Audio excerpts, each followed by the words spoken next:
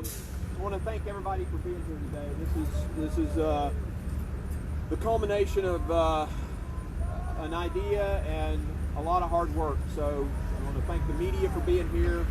I want to thank the board members, Brian, and of course John McFadden for stepping up to the plate to lead it, and all the others that have been a part of helping bring this to fruition.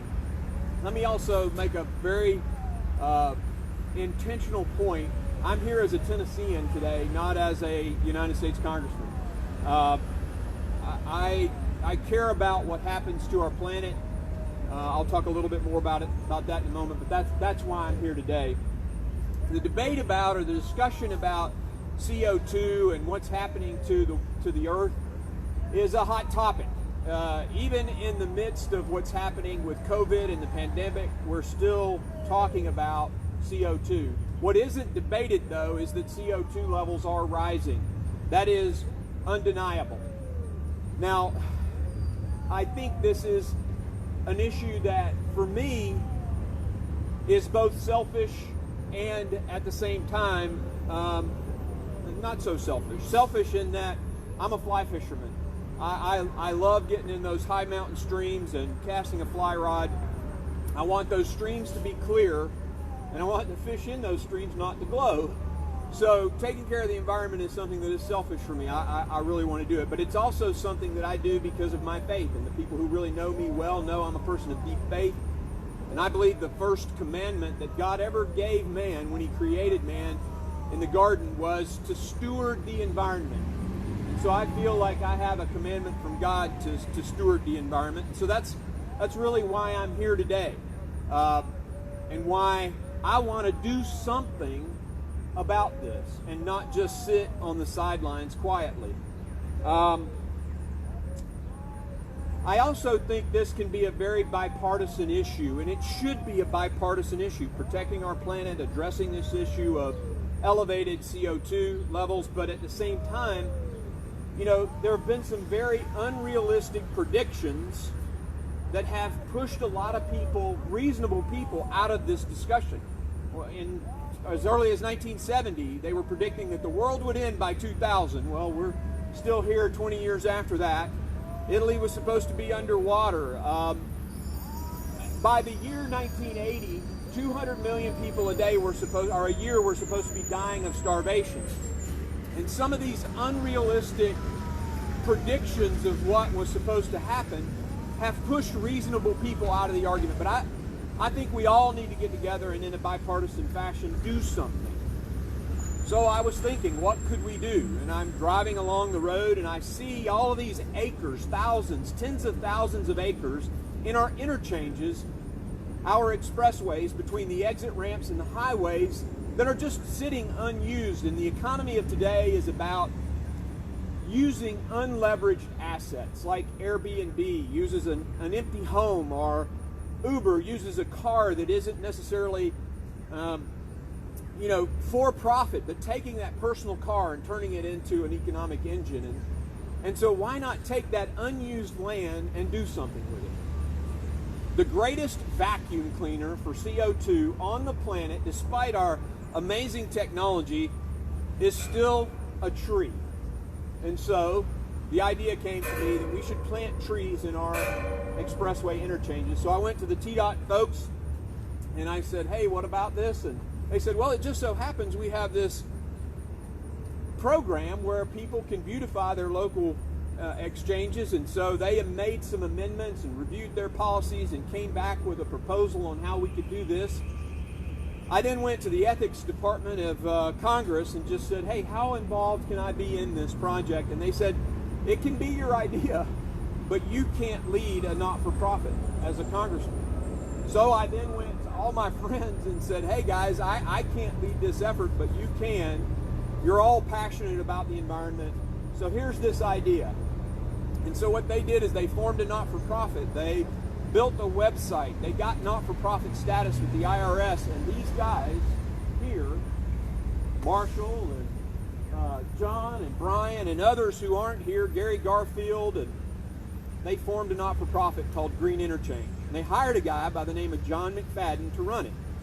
And I'm going to take a second here now and introduce John, who's going to come up. And essentially my role, other than planting a few trees when we get to do this, will be ended. It's my idea, but these guys are going to have to take it and run with it. A little bit about John. John, for 35 years, has been involved in sustainability, environment, conservation stuff, and he's planted a boatload of trees running other not-for-profits. Is it over 1 million trees now? No, not quite. Almost 1 million trees the guy has planted. In one day, in 2018, they planted 190,000 trees with 25,000 volunteers. Pretty amazing.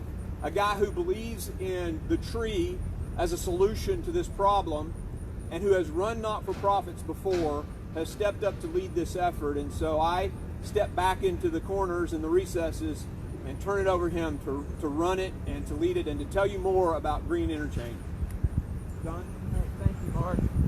I really appreciate the opportunity to be here today, and Congressman Green, for your leadership, and also Paul, for your leadership within the agency of TDEC. You know, our goal and our mission with this organization is very simple, and that is to plant trees in these interstate interchanges to capture carbon from our transportation system. That's what we're going to do. That's our primary focus. But you know what? We want to engage Tennesseans as a part of this process.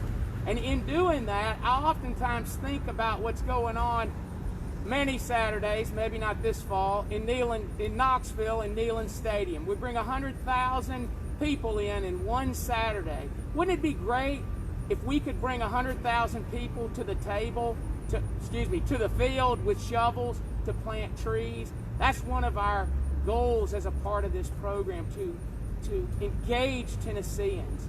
And so I, like Congressman Green, am very much, my work is very much deeply rooted in my faith. And I believe it is, as Congressman Green said, it's the first commandment to care for and steward this earth. Trees are fundamental to that work. I'm also super excited I want to introduce our board chair, Brian Oakes. And Brian has over 30 years, he has held a number of executive positions in the wireless telecom and internet applications, biotechnology. Importantly, he and his wife, Stephanie, own the successful Nashville-based Number 9 Farms. And he's been an active and vocal proponent of sustainable farming in Tennessee. Brian's the chair of Green Interchange. Yeah. Thanks, John. Thanks, Mark. All y'all for supporting us. It's awesome to be a part of this and be involved in this. You know, the environment is an issue for all of us, but it's really a humankind issue. We all have the responsibility to do our part, from planting a tree in our yard to having our garden, or to be planting trees on the interstate as a CO2 soak. As John says, aside from my various careers in technology, I'm fortunate to own Number 9 Farms with my wife Stephanie. And every day we see nature do what it does best. It is purposeful when it has room to grow. And Green Interchange is creating that room. And I'm super excited for what it's going to become. As chairman of the board, I work with some fantastic leaders in different areas. Marshall Cow here is with me here today. He's a technology executive coming from companies like Qualcomm and VeriSign. He also has experience in the environmental space and is a founding partner in 2 electric vehicle startups. So thanks for being here and being a part of that. Remote today, Mary Kate. Mary has 15 years of nonprofit experience, as well as working on various state, national, and local political campaigns. Gary Garfield, he's the former chairman and CEO of Bridgestone Americas. He's now a keynote speaker and consultant on the issues of culture, leadership, change, and corporate responsibility. And also Bob Yates. Bob is managing partner of the Thurman Campbell Group, CPAs. He has served on several foundational boards and consulted with many others during his 34-year CPA career. So very excited to be part of this, to help you all out, and we're looking forward to great things. Thanks very much. Great. Thank you, Brian. Next, I'd like to introduce Nathan Hoover from the Tennessee Department of Agriculture's Division of Forestry. Nathan is over the urban forestry unit, and you know, these guys have been applying science to forestry for a long time, and they, sometime in the early 90s, really got into the urban forestry business, and they have, Nathan included, have really changed how our cities have begun to look at and manage their urban forests. Nathan? Well, I'd like to congratulate everybody here today. Good to be celebrating here. I'm sweating today, but what I do is oversee our Forest Health Sustainability Unit. We have our Tennessee Ag Enhancement Program grant. We do tree plantings across the state. And in our review process with the University of Tennessee and Tennessee Urban Forestry Council, we saw this project. We were thrilled to see it. It's a creative solution to an old problem. If you look across the globe, the United States, forests and trees have always stepped up to address issues, whether it be housing development or expansion into the west and building of railroads, and now carbon. The next new big issue we have here. So we were thrilled to see it. Trees do a host of things for our environment, whether it's filtering out sedimentation, pollutants, putting down their roots in the ground and holding in the soil. It's tremendous the things they can do for us. So I'm thrilled to be here. Great to see everything happening. It's my hope that with this tree planting project, it will expand into the United States, into other spaces. We're happy to partner on it and continue planting trees in Tennessee. So congratulations. Thank you, Nathan. Next up is our first corporate partner, Mark Cleveland. Mark's co-founder and CEO of Hytch Rewards, which is helping employers motivate and measure a safer, greener, and smarter commute. Mark's a serial entrepreneur with a track record of success, leading various progressive companies. He and his teams have made a big impact on their respective industries. Mark's passionate about pursuing disruptive technologies and innovation. He's been recognized with the Next Award for Entrepreneur of the Year and named by Nashville Business Journal as one of the region's most admired CEOs. Mark? Well, if I was truly that smart, I wouldn't have been standing in the sun this whole time. My name is Mark Cleveland. I am a co-founder and chief cheerleader at Hytch Rewards. And what I'm excited about today is the initiative, the focus on individual responsibility, and the message that we can all come together and do this together. What is this?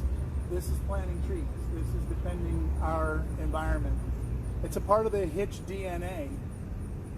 What people don't understand about how technology and elbow grease come together and do the same thing is actually expressed in the Hytch Rewards platform, where we have saved over 2,800 tons of emissions. We have activated 18,000 Middle Tennesseans to share rides and track their rides. And they're doing the work of saving the emission so the tree doesn't have to do the work of cleaning the emissions. We're kind of behind the 8 ball on that, and we need more trees. We need Green Interchange to be successful, and we need to come together as volunteers with this sense of ownership and right in our backyard make a difference by planting a tree. Green Interchange is a perfect example of this self-responsibility, self-accountability. Mark didn't introduce legislation or another expensive government program. He took a simple idea and asked folks in the community if we'd come together and do something to get it off the ground. John and his team of volunteers have already got a great track record. They've already done good work, and they're about ready to put that elbow grease to work here in Tennessee. Planting trees isn't a radical idea. It's a real step in the right direction. It reduces carbon pollution, it lowers the maintenance cost of our highways. It reflects another one of the great innovations of leadership in Tennessee in general, the greatest place to start and grow a business.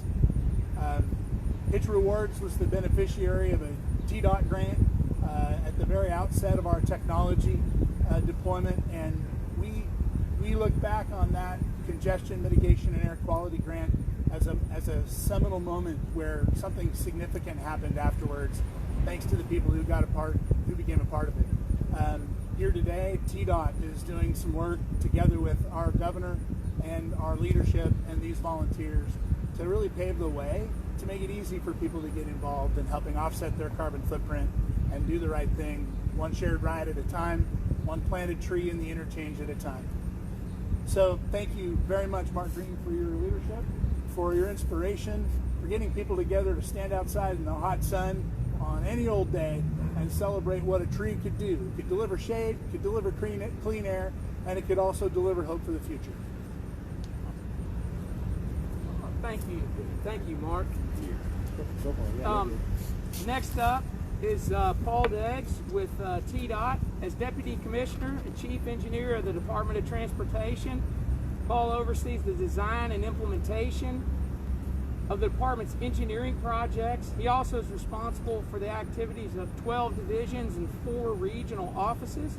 He's overseen the awarding of more than 6,200 contracts with a construction value of more than $13 billion. He currently serves as Vice Chairman of the American Association of State Highway and Transportation Officials, Council on Highways and Streets.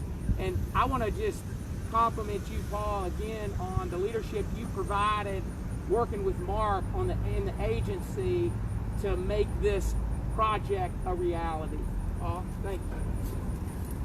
Thanks, John, and thanks, Congressman, and everybody else as well. So,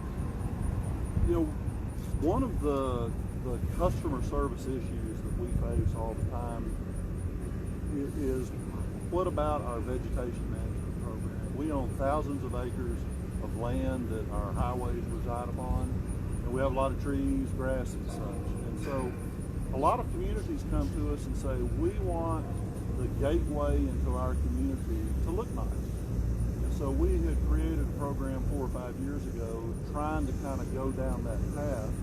And Congressman Green approached us and said, hey, I've got this idea of how we can do some beautification projects in the way of planting trees as we get into our community. So we kind of stepped back and looked at our program, sat down with Congressman Green and some people that he knew, and we tweaked the program to where we've got a really strong opportunity right now for people to come in. First of all, we've got to make things safe. We're not going to plant trees right up next to the road to where it blocks cyclists. But as the Congressman and others have mentioned, we do have a pretty large footprint out there. And there are opportunities away from the traffic lanes to plant trees, to be able to put nice gateways into the community. The program that we have also allows the local government to have a say, to where somebody from the outside can come in and dictate what's going on in a community. So there is a role for local government to have engagement here. So we think it's a pretty strong program to bring private sector, nonprofit type dollars in to do these beautification projects. And I think it'll be something that's really good for the state of Tennessee and will really enhance the tourism aspects as well as the environmental aspects of the state transportation network. Thank you, Paul. As the CEO, I'd just like to encourage folks, if you want to get involved, go to our website. It's greeninterchange.org, greeninterchange.org. Click on Get Involved.